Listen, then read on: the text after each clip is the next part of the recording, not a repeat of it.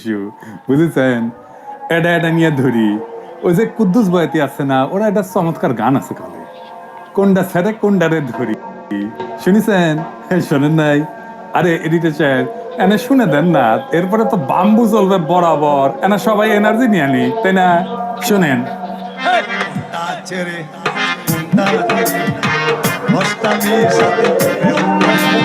এইটাও ভালো, এইটা ভালো, এইটা ভালো, এইটা ভালো, কারে তুই কারে ওহন দিয়া করি, কোনটা ছেড়ে কোনটা ধরে। ভালো না? এনার্জি আসছে না? হ্যাঁ, কুদ্দুস বয়াতি কালে আমার খুব প্রিয় শিল্পী, বুঝছা? যেভাবে মিজানুর রহমান আজাহারির ওয়াজের শেষে হট্টগোল করে বন্ধ করে দেওয়া হয়েছে, তাতে আমি হতবাক এবং ক্ষুব্ধ। শুনেন তার কথা, শুনেন শেষ দিকের কথা। এই জায়গাটাতে এরকম কেন হইলো? শুরুতে তো এটা ছিল না। এখন আইন শৃঙ্খলা বাহিনী তোমাদের সাথে লাঠি চার্জ করবে, ধাক্কাধাক্কি করবে, তোমরা আমার সাথে এটা হবে এরকম? তোমরা তো ব্যথা পাবা, ব্যথা পাবা তো। বসো না, বসো না, সবাই বসতে পারলে তোমাদের কি, বসো বসো। এটা এটা এটা আমি এখন পরিকল্পিত কিছু হতে পারে এই ধারণাও করতে হবে আমাদের। লক্ষ লক্ষ মানুষ বসে আছে, তোমরা একটু শান্ত হবে না? হ্যাঁ, বসো। আর 2টা মিনিট একটু কোঅপারেট করো। 2 মিনিট, 2 মিনিট একটু কোঅপারেট করো। জি জি, পুলিশ ভাইরা, হ্যাঁ, আস্তে আস্তে, জি, বসে বসে যাবে। হ্যাঁ, ঠিক আছে, 2 মিনিট। এই বিভাগে আমার আর আসা হবে না, আমি একবারই তো আসলাম, তো যা বলার তো আমি এখনই বলতে হবে। এমন না যে আমি আবার সুনামগঞ্জে আসবো, হবিগঞ্জে আসবো।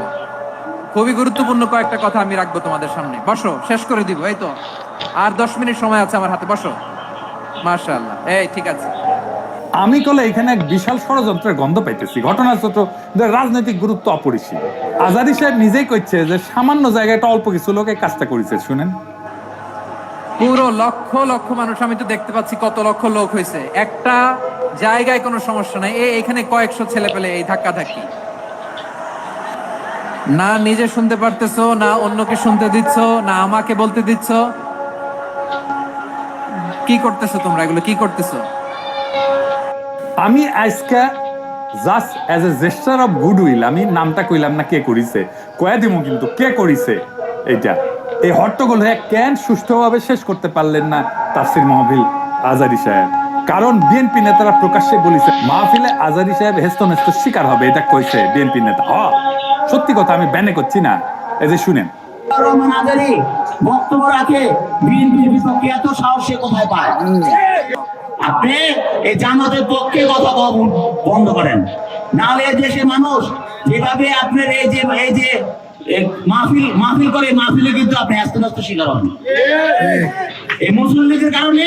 কারণ এই মুসলিম লীগ কিন্তু বিএনপিকে পছন্দ করে, এই মুসলিম লীগ কিন্তু অন্য সংগঠনকে পছন্দ করে। কিন্তু আল্লাহর নামে স্লোগান দিয়ে, ধর্মের কথা বলে, মাথায় টুপি লাগিয়ে, পাঞ্জাবি পরে বিএনপিকে বকবেন না আপনি, তাহলে কিন্তু আস্তে আস্তে শিকার হবেন। আবার যে কোনো মুহূর্তে কিন্তু আপনি দেশান্তর হতে পারেন। ঠিক তার পরদিন এই ঘটনা ঘটলো।